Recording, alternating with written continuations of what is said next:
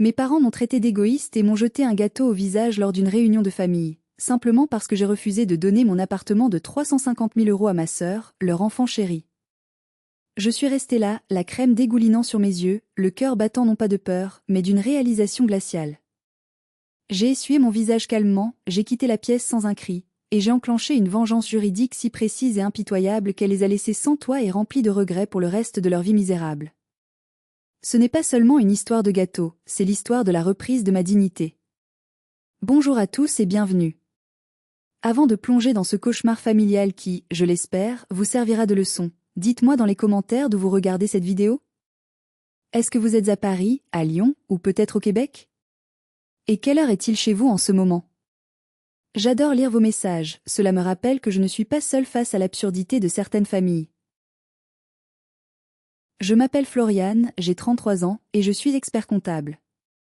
Quand je dis mon métier, les gens imaginent souvent une vie ennuyeuse, remplie de tableaux Excel et de bilans financiers. Mais pour moi, les chiffres ont une beauté que la vie réelle n'a pas, ils ne mentent jamais. Ils sont justes. 1 + 1 fera toujours 2. Malheureusement, dans ma famille, l'équation a toujours été différente. Ma sœur Coralie valait 10, et moi, je valais 0. Je vis à Bordeaux, dans le quartier des Chartrons. C'est un quartier magnifique, avec ses vieux immeubles en pierre blonde, ses antiquaires et cette lumière particulière qui se reflète sur la Garonne en fin d'après-midi. Mon appartement est mon sanctuaire. Il fait 95 mètres carrés, 3 chambres, avec une terrasse qui donne sur les toits. Je l'ai acheté il y a 10 ans, une ruine que j'ai rénovée pièce par pièce, week-end après week-end, sacrifiant mes vacances, mes sorties et parfois même ma santé. La semaine dernière, j'ai versé la dernière mensualité de mon prêt immobilier. J'avais travaillé comme une forcenée, accumulant les heures supplémentaires, gérant des dossiers fiscaux complexes pendant que mes amis partaient en week-end à la mer. Quand j'ai vu le solde de mon prêt tomber à 0 sur mon application bancaire, je n'ai pas sauté de joie. Je me suis assise sur mon canapé en velours crème, j'ai regardé autour de moi, et j'ai pleuré. Ce n'étaient pas des larmes de tristesse, mais de soulagement. Ces murs m'appartenaient. Personne ne pouvait me mettre dehors. C'était ma forteresse contre le chaos, contre le jugement, contre l'indifférence de ceux qui étaient censés m'aimer. Ici, le silence est d'or. Il n'y a pas de cris, pas de comparaison, pas de soupirs déçus. Je pensais naïvement que ce succès, cette stabilité matérielle, finirait par inspirer le respect de mes parents. Je pensais qu'en devenant cette femme indépendante et propriétaire, ils me regarderaient enfin avec fierté. Quelle erreur monumentale! Pour eux, mon succès n'était pas une fierté. C'était une ressource à exploiter. Une anomalie dans leur système où tout devait converger vers Coralie. Je sirotais mon café sur ma terrasse, profitant de la brise légère, sans savoir que dans moins de 48 heures, ce même appartement deviendrait l'objet de la demande la plus obscène que j'ai jamais entendue. Je ne savais pas encore que le prix de ma liberté ne serait pas l'argent, mais la perte définitive de ma famille. Mais parfois, perdre quelque chose est la seule façon de se retrouver soi-même. Pour comprendre pourquoi un gâteau a fini sur mon visage, il faut remonter le temps. Il faut comprendre la dynamique toxique dans laquelle j'ai grandi à Angoulême. Il y a 7 ans d'écart entre moi et ma sœur, Coralie. 7 ans, c'est suffisant pour que mes parents changent radicalement de méthode d'éducation. Ou plutôt, qu'ils changent de personnalité. Moi, j'étais l'aînée. L'enfant brouillon. Celle sur qui on teste la sévérité. Floriane, sois raisonnable. Floriane, tu es grande, tu dois comprendre. J'ai grandi avec l'idée que l'amour se méritait par l'obéissance et l'effacement. Je devais avoir de bonnes notes, ne pas faire de bruit, et surtout, ne rien coûter. Et puis, Coralie est née. Coralie n'était pas juste une petite sœur. C'était le bébé miracle, la princesse, l'enfant doré. Dès sa naissance, mes parents, Liliane et Maurice, ont perdu toute notion de mesure. Si je demandais des cours de piano, c'était trop cher. Quand Coralie a voulu faire de l'équitation un sport hors de prix, mon père a fait des heures supplémentaires sans broncher pour lui acheter sa propre selle en cuir. Je me souviens de mes 18 ans. J'avais obtenu mon bac avec mention très bien. J'espérais, secrètement, une petite aide pour mes études ou peut-être une voiture d'occasion pour aller à la fac. Mes parents m'ont offert une valise. C'est pour ton départ, a dit ma mère avec un sourire qui ne touchait pas ses yeux. Tu es débrouillarde, Floriane. On sait que tu t'en sortiras seule.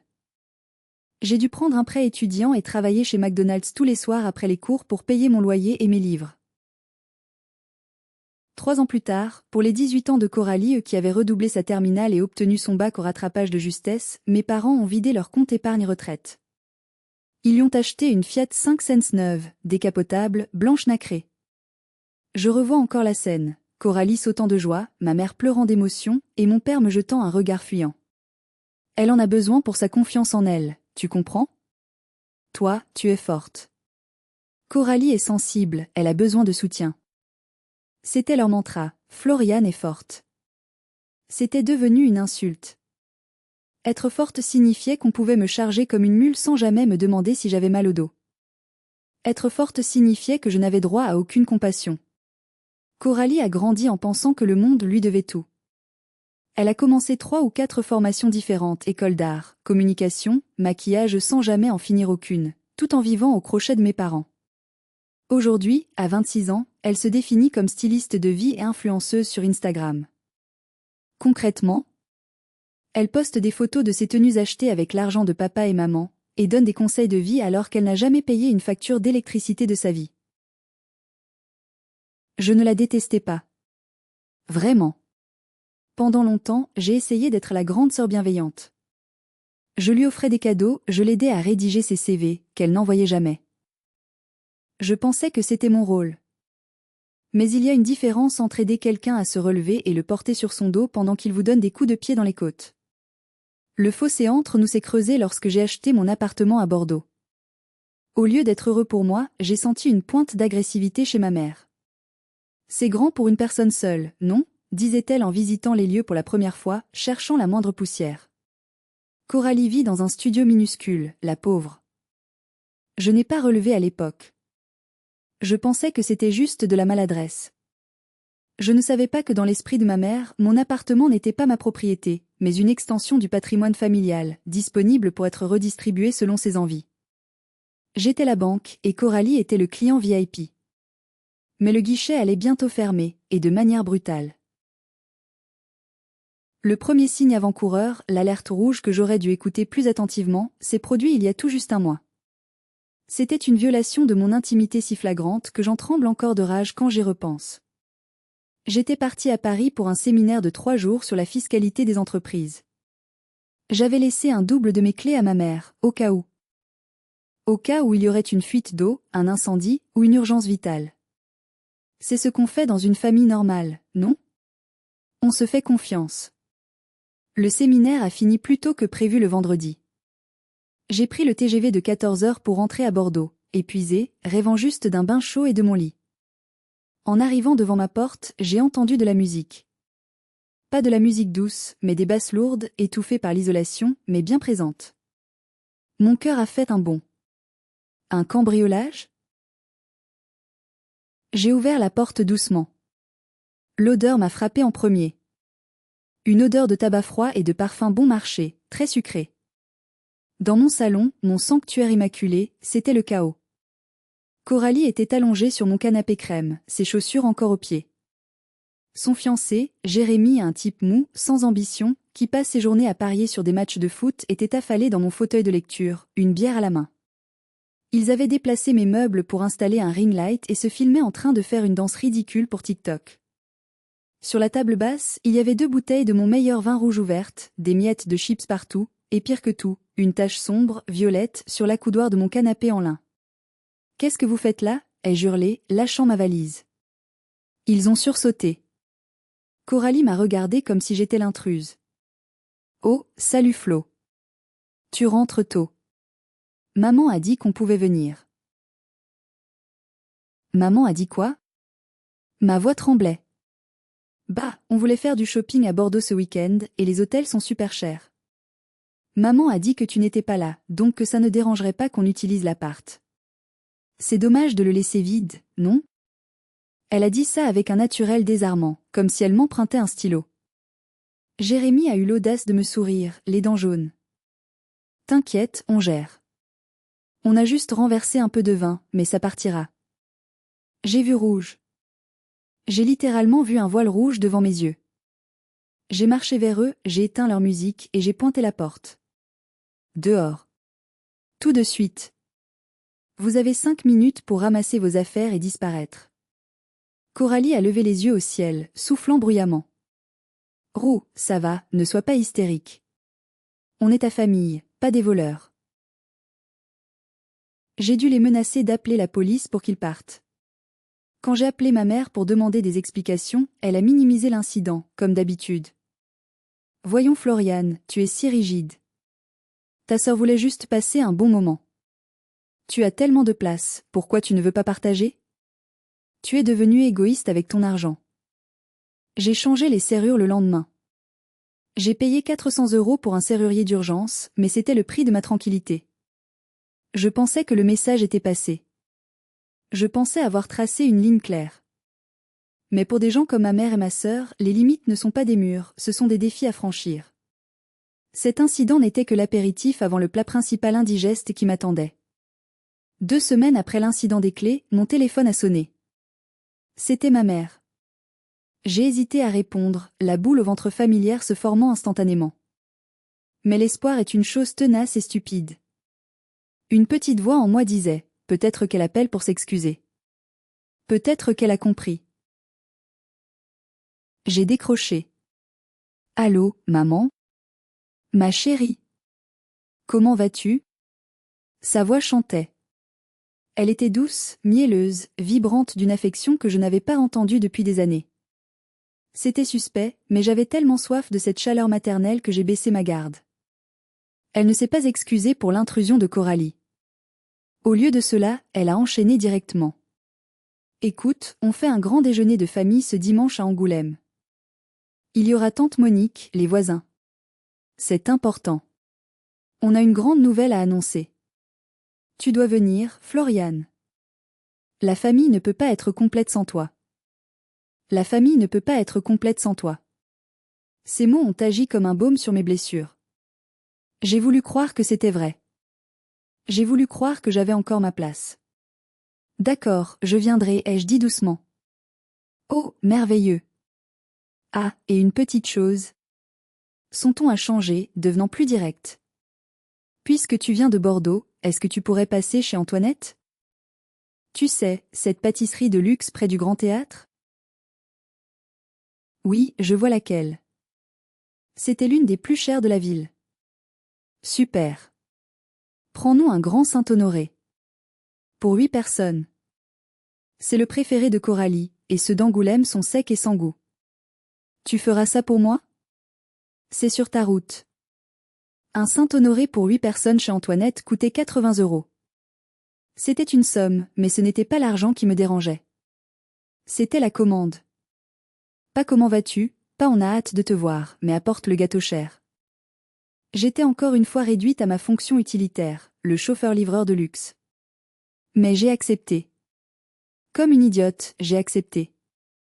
Je me suis dit que si j'apportais le gâteau parfait, si j'étais la fille parfaite, peut-être que ce déjeuner se passerait bien. Peut-être qu'on rirait ensemble comme dans les publicités. Le dimanche matin, je suis allée chercher le gâteau. Il était magnifique, une œuvre d'art de choux caramélisés et de crème chantilly vanillée, posée sur une base de pâte feuilletée.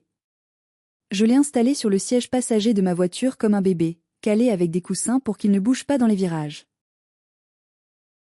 Pendant l'heure et demie de route entre Bordeaux et Angoulême, j'ai répété des conversations imaginaires dans ma tête. Je leur raconterais ma promotion au cabinet. Ils me féliciteraient. Coralie s'excuserait pour le canapé. Tout irait bien. Quelle naïveté. Je m'arrête un instant ici. Dites-moi honnêtement dans les commentaires, si vous aviez été à ma place, après que votre famille a violé votre domicile, auriez-vous accepté cette invitation? Auriez-vous acheté ce gâteau hors de prix? Ou suis-je la seule à être aussi désespérément en quête d'approbation? Je lirai vos réponses après avoir raconté la suite. Je suis arrivée devant la maison de mon enfance à Angoulême un peu avant midi. C'est une bâtisse en pierre charentaise, avec des volets bleus un peu écaillés. Une maison qui a du charme, mais qui demande beaucoup d'entretien. En garant ma voiture, j'ai vu que l'allée était déjà pleine. Il y avait la vieille Peugeot de mon père, la voiture cabossée de tante Monique, la sœur de ma mère, une vipère qui se nourrit de ragots et bien sûr, la Fiat 500 de Coralie, mal garée, prenant de place. J'ai pris la boîte à gâteaux avec précaution, respiré un grand coup pour calmer mes nerfs et j'ai sonné. Ma mère a ouvert la porte. Elle portait sa robe à fleurs des grands jours, ses cheveux étaient fraîchement permanentés. Dès qu'elle m'a vue, son regard a glissé de mon visage vers la boîte blanche que je tenais dans les bras. Ah! Le Saint-Honoré! Formidable! Elle m'a fait une bise rapide, distraite et m'a pris la boîte des mains. Entre, entre, tout le monde est au salon. Fais attention à ne pas salir le tapis avec tes chaussures. Pas un tu as fait bonne route, pas un tu es jolie aujourd'hui. J'étais juste le service de livraison. Dans le salon, l'ambiance était étouffante. Tante Monique était assise dans le fauteuil Voltaire, un verre de crément à la main. Tiens, voilà la ministre, a-t-elle lancé en me voyant. C'était son surnom pour moi, sa façon de se moquer de mon métier sérieux et de mon célibat. Alors, toujours pas de mari à l'horizon, Floriane? Bonjour tante Monique. Non, toujours heureuse et libre, ai-je répondu en forçant un sourire. Sur le canapé, Coralie trônait. Elle portait une robe ample couleur pastel. Jérémie était assis à côté d'elle, lui massant les pieds. Mon père, Maurice, était debout près de la fenêtre, l'air mal à l'aise. Quand nos regards se sont croisés, il a baissé les yeux rapidement, comme s'il avait honte. Ce détail aurait dû m'alerter. Mon père est un homme faible, qui a passé sa vie à dire oui chérie à ma mère pour avoir la paix, mais il n'est pas méchant. Son évitement signifiait qu'il savait ce qui se tramait. Viens t'asseoir, Floriane, a dit Coralie d'une voix traînante. Tu me donnes le tournis à rester debout. Je me suis assise sur une chaise dure, loin du cercle intime du canapé. On m'a servi un verre de jus d'orange tiède pendant que les autres buvaient du champagne. C'est pour garder les esprits clairs, a dit ma mère avec un petit rire nerveux. Le déjeuner a commencé. L'entrée, le plat principal, tout tournait autour de Coralie. Coralie est fatiguée en ce moment, Coralie a besoin de vitamines, Jérémie, resserre ta fiancée. J'étais transparente. J'ai mangé mon rôti de porc en silence, écoutant les éloges interminables sur la créativité de ma sœur qui n'avait pas travaillé un seul jour de l'année. Je sentais une tension monter. Des regards en coin s'échangeaient entre ma mère et tante Monique. C'était comme être assise sur une bombe à retardement, entendant le tic-tac s'accélérer, sans savoir quand l'explosion allait survenir. Et puis, le moment est arrivé. Ma mère a débarrassé les assiettes du plat principal et a posé le magnifique Saint-Honoré au centre de la table. Elle n'a pas coupé le gâteau tout de suite. Elle s'est redressée, a lissé sa robe et a tapoté son verre avec une cuillère. Un peu de silence, s'il vous plaît. Nous avons une annonce merveilleuse à faire. Le silence s'est fait. J'ai vu Coralie sourire, une main posée ostensiblement sur son ventre encore plat. Je savais ce qui allait venir. Mais je ne savais pas que cette annonce n'était que le prétexte pour me tendre le piège le plus cruel de ma vie. Coralie est enceinte, s'est exclamée ma mère, les bras levés vers le ciel comme si elle annonçait la venue du Messie. Et elle et Jérémie vont se marier à l'automne. Des exclamations de joie ont éclaté. Tante Monique a applaudi à tout rompre. Jérémie a bombé le torse, fier de son exploit. J'ai souri poliment, murmurant des félicitations. C'est une super nouvelle, ai-je dit, et je le pensais, malgré tout. Un bébé est toujours une bonne nouvelle. Mais l'euphorie est retombée étrangement vite. Ma mère est restée debout, son regard se fixant sur moi avec une intensité prédatrice. Cependant, a-t-elle continué, sa voix prenant un ton grave et théâtral, il y a un problème. Un vrai souci logistique. Elle a fait une pause dramatique. Coralie et Jérémie vivent actuellement dans ce studio loué en centre-ville. C'est humide, c'est bruyant, c'est au 4e étage sans ascenseur. Ce n'est pas un endroit pour élever un enfant. Ma petite fille ou mon petit-fils méritent mieux. Ils méritent de l'espace, de la lumière, de la sécurité. J'ai hoché la tête, ne voyant pas encore où elle voulait en venir. C'est sûr, ils devront déménager, ai-je commenté naïvement. Ma mère a souri. Un sourire froid, calculateur. C'est exactement ce qu'on s'est dit. Et en y réfléchissant, en famille, elle a insisté sur ce mot, on a trouvé la solution parfaite. Une solution qui est juste sous nos yeux. Elle a pointé un doigt manucuré vers moi. Toi, Floriane. Mon cœur a raté un battement. Moi? Oui, toi. Tu vis seul à Bordeaux dans cet immense appartement de 95 mètres carrés. 3 chambres. Pour une seule personne. C'est ridicule, non? C'est du gâchis d'espace. Le silence dans la pièce est devenu lourd, épais. J'ai senti mes mains devenir moites. Et alors, ai-je demandé, la voix serrée. Et alors, c'est évident, a repris ma mère avec l'assurance de quelqu'un qui énonce une vérité universelle. Tu vas prêter ton appartement à ta sœur. Pour le bien du bébé. Ils pourront s'y installer le mois prochain.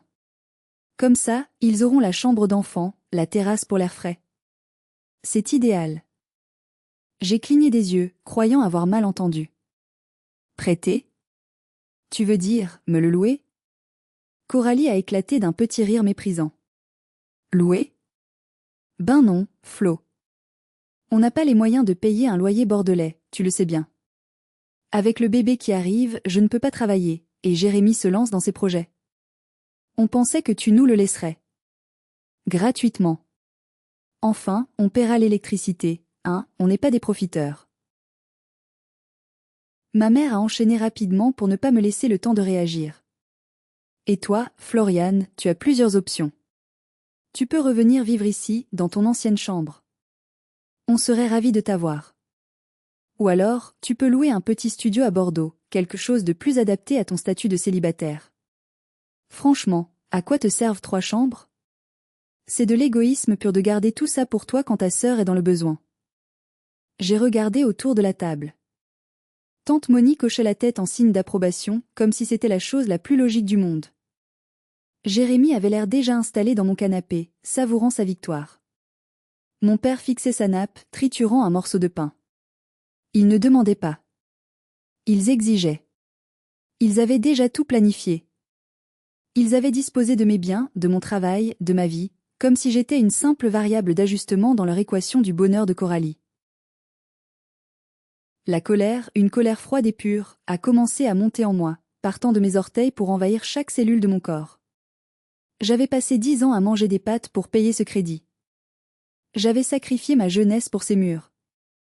Et ils voulaient me les prendre, juste comme ça, parce que Coralie avait décidé d'avoir un enfant sans en avoir les moyens? J'ai posé ma fourchette doucement. Le tintement du métal contre la porcelaine a résonné comme un coup de gong. J'ai levé les yeux et j'ai regardé ma mère droit dans les yeux. Non. Le mot est tombé au milieu de la table, lourd et définitif. Ma mère a cligné des yeux, comme si je venais de parler une langue étrangère. Son sourire s'est figé. Pardon? Je crois que j'ai mal entendu. Tu as très bien entendu, ai-je dit, ma voix gagnant en assurance. La réponse est non. Je ne donnerai pas mon appartement à Coralie. Je ne le prêterai pas. Je ne le louerai pas. C'est chez moi.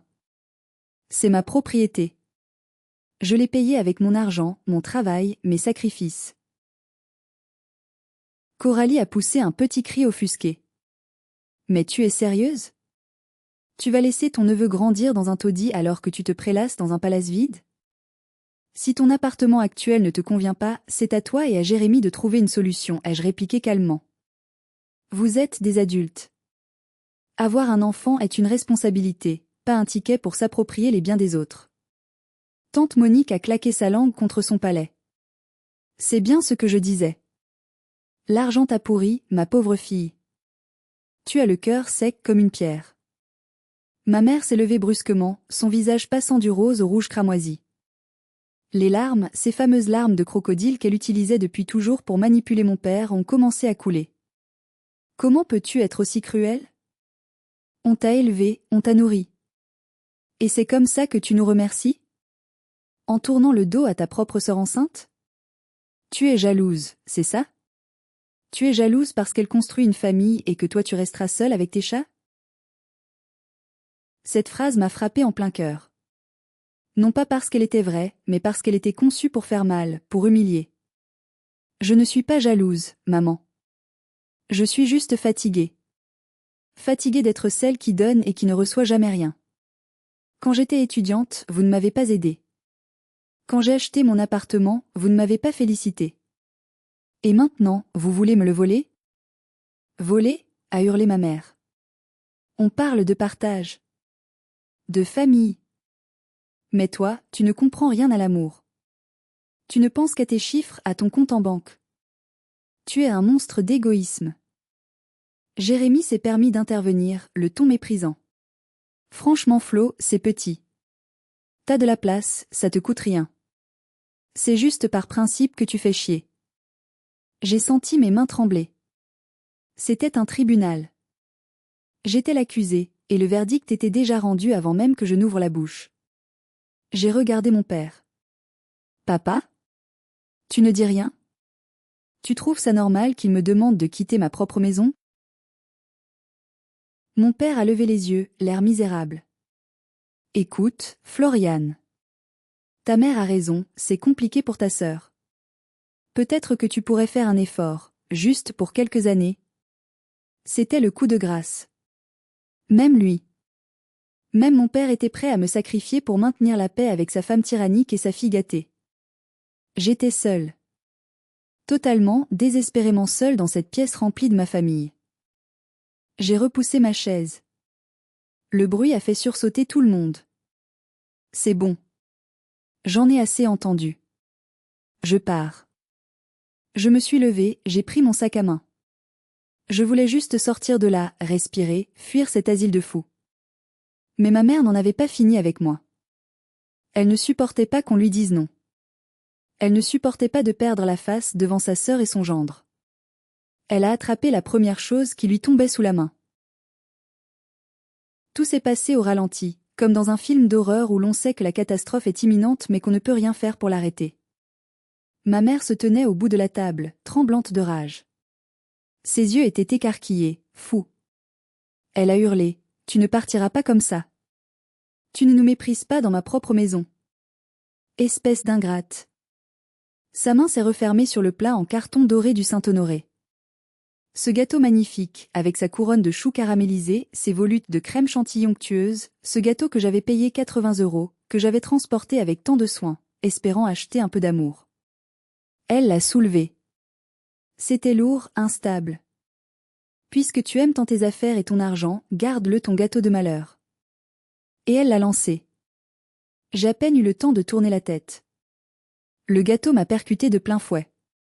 Pas comme une caresse sucrée, mais comme un projectile lourd. L'impact a été sourd, violent. Le monde est devenu blanc et collant. J'ai senti le froid de la crème envahir mes yeux, mes narines, ma bouche. J'ai senti le dur du caramel me griffer la joue. J'ai senti la pâte feuilletée s'écraser contre mon front. Le gâteau a glissé lentement le long de mon visage, tombant par gros morceaux sur mon chemisier en soie, sur mon pantalon, sur le tapis persan, ironiquement, celui qu'elle m'avait dit de ne pas salir. Le silence qui a suivi était assourdissant. Pendant 3 secondes, personne n'a bougé. J'étais là, debout, transformée en statue de crème et de sucre, l'odeur entêtante de la vanille me suffoquant. Puis, j'ai entendu un son. Un gloussement. C'était Coralie. Elle a mis la main devant sa bouche et a ri. Un rire nerveux au début, puis un rire moqueur, franc. Oh mon Dieu, maman! Tu l'as dégommé. Tante Monique a étouffé un rire dans sa serviette. Jérémy souriait bêtement. Mon père, lui, avait mis sa tête dans ses mains. J'ai passé ma main sur mon visage pour dégager mes yeux. Mes lunettes étaient couvertes de crème, inutilisables. Je les ai retirées. À travers ma vision floue, j'ai vu ma mère. Elle ne semblait pas regretter. Elle haletait, le visage triomphant, comme si elle venait de remettre l'univers en ordre. Elle avait puni l'enfant désobéissante. Quelque chose s'est brisé en moi à cet instant précis. Pas mon cœur, il était déjà en miettes. C'était le lien. Ce fil invisible, tissé de culpabilité et d'espoir, qui me rattachait à ces gens. Il a cassé net. Je n'ai pas crié. Je n'ai pas pleuré. Une froideur absolue m'a envahi. C'était une sensation étrange, presque apaisante. Je n'avais plus peur d'eux. Ils venaient de franchir la ligne de non-retour. J'ai pris une serviette en papier sur la table. Calmement, méthodiquement, j'ai essuyé le plus gros de la crème sur mon visage. J'ai retiré un chou collé dans mes cheveux et je l'ai posé sur la table. « Tu te sens mieux, maman ?» ai-je demandé. Ma voix était basse, stable, terrifiante de calme. Elle a reculé d'un pas, surprise par mon absence de réaction hystérique. Tu l'as mérité. Ça t'apprendra le respect. J'ai hoché la tête lentement. Très bien. Tu viens de faire ton choix. J'espère que ça en valait la peine. Souviens-toi bien de ce moment, Liliane. Souviens-toi de ce gâteau. Parce que c'est la dernière chose que tu recevras jamais de moi. Je me suis retournée. J'ai marché vers la porte d'entrée, laissant une traînée de crème et de miettes derrière moi. Et nettoie le tapis, ai-je lancé sans me retourner. Il paraît que les taches de gras sont difficiles à ravoir. J'ai claqué la porte. Je suis montée dans ma voiture, couverte de sucre, collante, humiliée, mais étrangement libre. En démarrant le moteur, je n'ai pas pensé à la tristesse. Je pensais à la vengeance. Et je savais exactement comment j'allais procéder. Il voulait jouer avec la propriété ? Très bien. Allons jouer sur le terrain de la loi. Mais je ne savais pas encore jusqu'où ils iraient pour me détruire avant que je ne puisse riposter. Le trajet de retour vers Bordeaux a été un calvaire. Je me suis arrêtée sur une aire d'autoroute déserte pour essayer de me nettoyer dans les toilettes publiques. Sous la lumière blafarde des néons, je me suis regardée dans le miroir piqué. Mes cheveux étaient poisseux, collés par le caramel. Mon chemisier à 150 € était fichu. J'avais l'air d'une folle. J'ai frotté ma peau jusqu'à ce qu'elle devienne rouge, essayant d'enlever non seulement le sucre, mais aussi la sensation de leur regard méprisant. Je suis rentrée chez moi, dans mon appartement silencieux, je me suis douchée pendant 1 heure, et je me suis couchée sans manger. Le lendemain matin, lundi, mon téléphone, que j'avais éteint, s'est rallumé avec une avalanche de notifications. Facebook, Instagram, WhatsApp. Tout clignotait. J'ai ouvert Facebook. La première chose que j'ai vue était une photo de Coralie, en pleurs, ou feignant de l'être, blottie dans les bras de notre mère. Le texte accompagnant la photo, posté par ma mère, était un chef-d'œuvre de manipulation. Cœur brisé. Je ne pensais jamais devoir écrire ça un jour. Hier, nous avons été trahis par ma propre fille aînée. Alors que sa petite sœur est enceinte et en difficulté, Floriane, qui vit dans le luxe et l'opulence, a refusé de l'aider. Elle nous a ri au nez. Elle a préféré son confort matériel à la sécurité de son futur neveu. On dit qu'on élève ses enfants pour qu'ils s'aiment, mais parfois, l'argent pourrit les âmes. Nous sommes dévastés, mais nous resterons unis pour ce bébé. #famille d'abord, #trésondies cœur de pierre, les commentaires étaient pires. C'est honteux. Une honte, écrivait une voisine. Quel égoïste, après tout ce que vous avez fait pour elle, renchérissait une cousine éloignée. Les riches n'ont pas de cœur, ajoutait un inconnu. Ils avaient inversé les rôles. J'étais le monstre. Ils avaient omis la demande délirante de me voler mon appartement. Ils avaient omis le gâteau jeté à la figure. Ils avaient construit une réalité alternative où ils étaient les victimes martyrs. Mais ils ont fait une erreur. Une erreur fatale. Dans sa fureur, Coralie avait commenté « Merci maman. Heureusement que j'ai des parents qui m'aiment. On n'a pas besoin de son appartement pourri, on a la maison de famille, c'est bien mieux. » La maison de famille. J'ai relu ce commentaire. Un sourire lent, froid, s'est dessiné sur mes lèvres. Ils avaient oublié un détail crucial. Un détail qu'ils pensaient sans importance, mais qui allait devenir mon arme nucléaire. Cette maison à Angoulême, cette maison dont ils étaient si fiers, cette maison où ils m'avaient humilié, elle ne leur appartenait pas totalement. Je me suis levée, je suis allée dans mon bureau et j'ai ouvert mon coffre-fort. J'ai sorti une chemise cartonnée bleue, poussiéreuse. Dessus, il était écrit « Succession Papy Robert ». C'était l'heure de la contre-attaque. Mon grand-père paternel, Papy Robert, était le seul membre de cette famille qui m'ait jamais aimé pour qui j'étais. Il voyait clair dans le jeu de ma mère. Il voyait comment Coralie était pourri gâtée. Avant de mourir, il y a 5 ans, il m'avait pris la main sur son lit d'hôpital et m'avait dit « Floriane, ma grande, protège tes arrières. Ils ne te feront pas de cadeaux. » Il avait raison. Et il avait pris ses dispositions. J'ai étalé les documents juridiques sur mon bureau en chaîne. Le testament, l'acte notarié. Tout était là, noir sur blanc, rédigé selon les lois successorales françaises.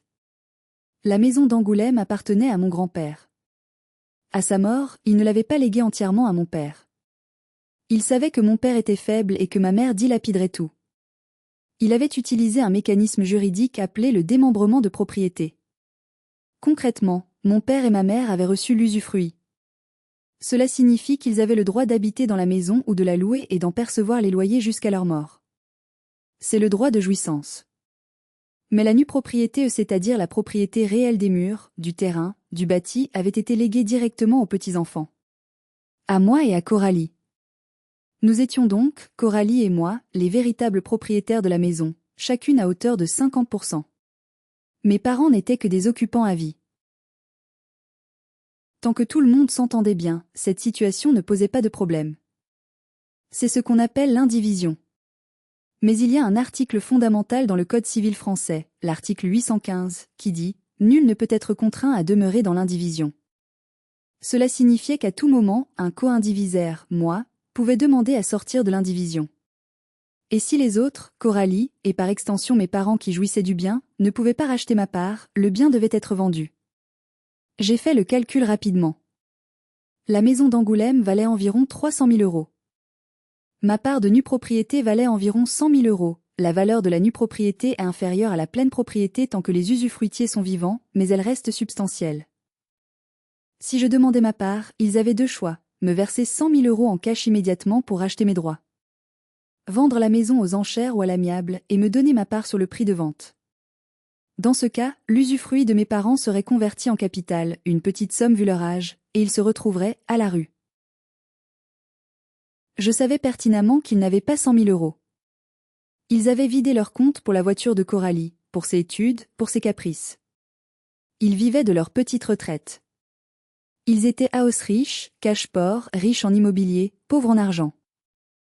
Ils voulaient mon appartement? Ils allaient perdre leur maison. C'était cruel? Peut-être. Mais était-ce plus cruel que de jeter un gâteau au visage de sa fille et de la traîner dans la boue sur Internet? Papy Robert m'avait donné une épée, et pour la première fois de ma vie, j'allais m'en servir pour trancher la tête du dragon. J'ai pris mon téléphone et j'ai composé le numéro d'un avocat que je connaissais de réputation à Bordeaux, Maître Baudouin, un spécialiste des successions conflictuelles, surnommé le requin. Maître Baudouin m'a reçu dès le mardi après-midi. Son bureau, situé place des Quinconces, était froid, moderne, intimidant. Tout le contraire de la maison d'Angoulême. Il m'a écouté raconter l'histoire, le gâteau, les insultes, le post Facebook, que j'avais fait constater par huissier le matin même, pour prouver le harcèlement et la diffamation, juste au cas où. Quand je lui ai montré l'acte de propriété, il a souri. Un sourire carnassier. C'est un cas d'école, madame. Vous êtes en position de force absolue.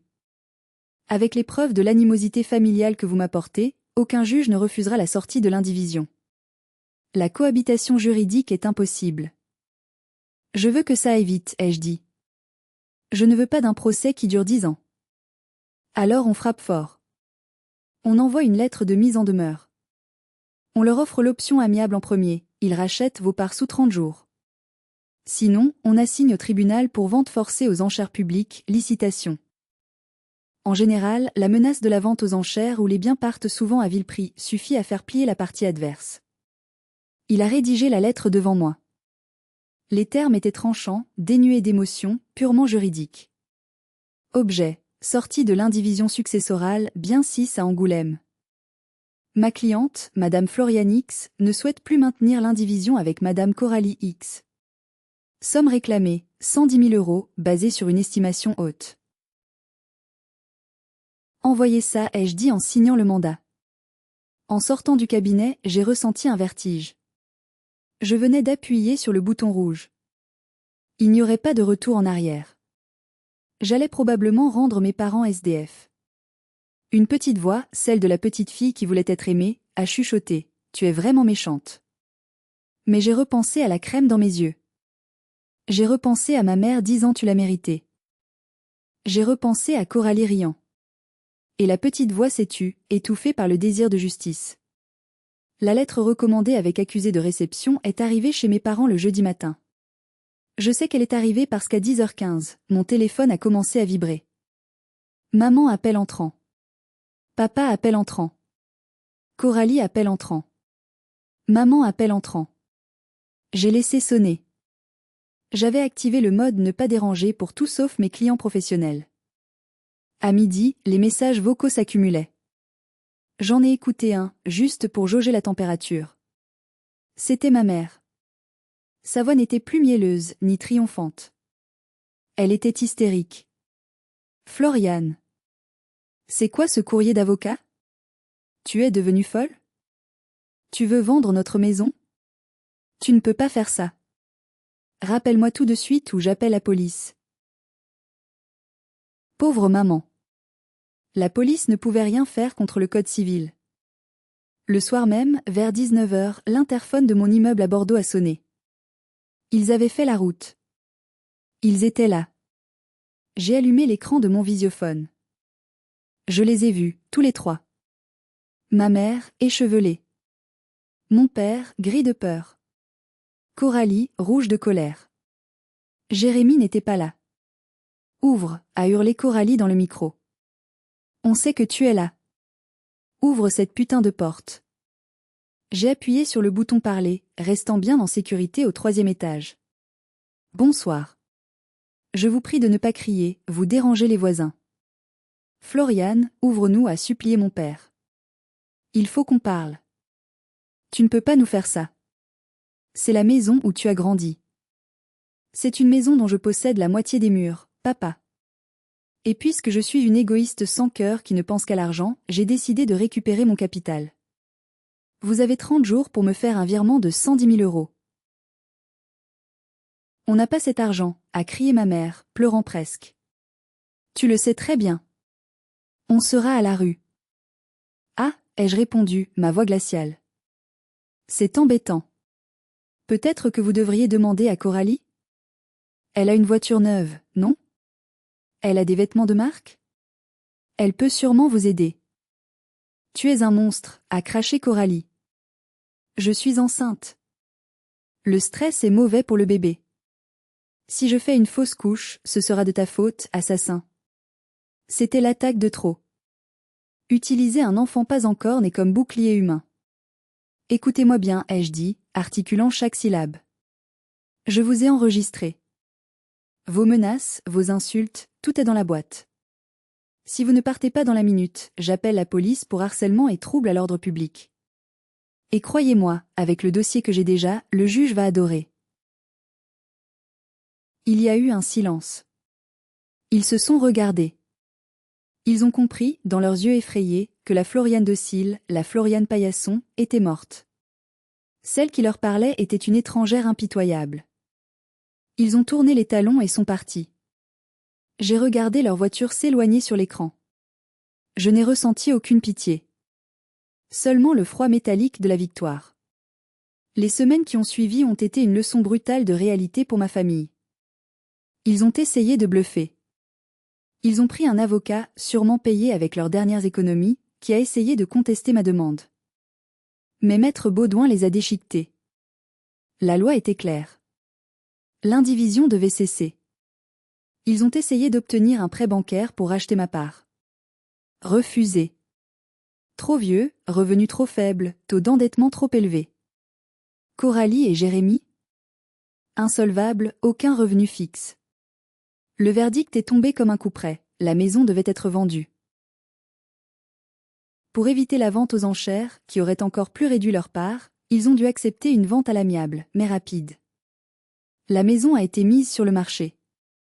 L'ironie du sort? Le marché immobilier à Angoulême était un peu morose. Pour vendre vite, ils ont dû baisser le prix. La maison est partie pour 260 000 euros. Le calcul final de la répartition du prix de vente a été fait par le notaire. C'était le moment de vérité. Sur les 260 000 euros, la valeur de l'usufruit de mes parents, calculée selon leur âge, ne représentait que 30% du total.